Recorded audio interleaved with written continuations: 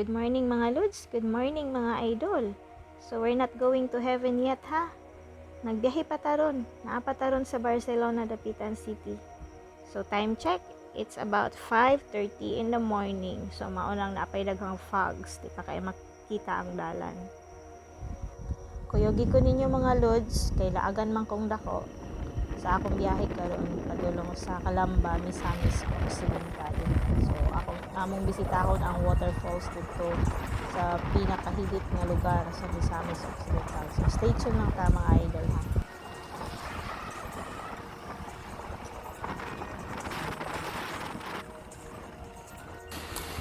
So after a very long years traveling mga idol, here we are now at San Isidro, Barangay San Isidro, Calamba, Misamis Occidental.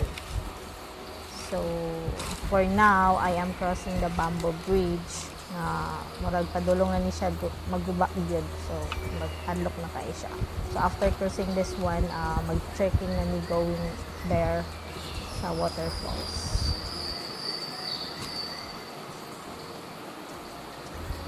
So, hinahinay lang taglakaw no kay basig mabali niya kalit ba, malusno ni kalit hulog man gid ito sa pa. Magdako rin kay bagmahay na to aning galaag-laag ta.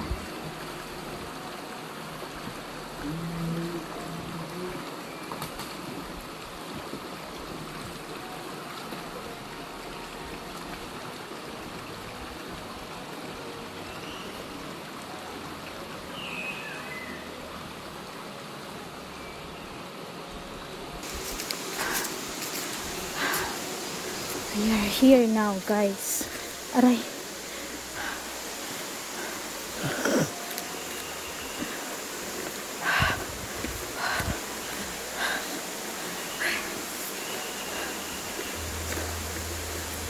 Hello guys. We are here now. San Isidro Waterfalls. It's very beautiful, very majestic, very Instagrammable. Grabe, worth it ako ang travel bisag layo kayo akong gibiyahe. Bisa nagikan kog kadlawon sa amoa. Grabe ang experience.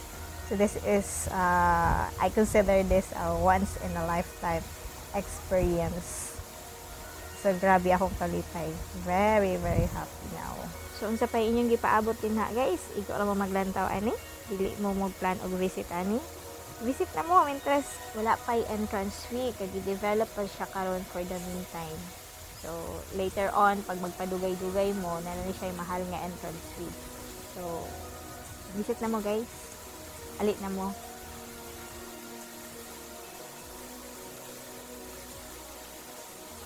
So, mo to siya guys.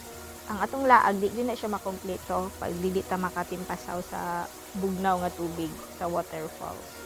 So, before ta mo ali, magtimpasaw sa ilid ta. Timpasaw ko sa mahimo. I-enjoy ang kabugnaw sa tubig. Ang ka-very, very refreshing. Refreshing kasi sa nga tanan guys. No? Dahil limpyo kayo ang tubig. As in.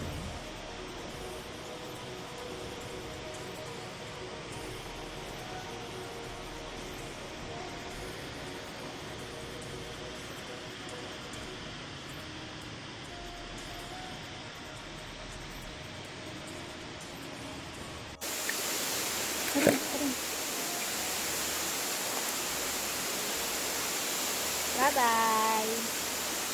Tingalan ano yung San Isidro Waterfall. Charot.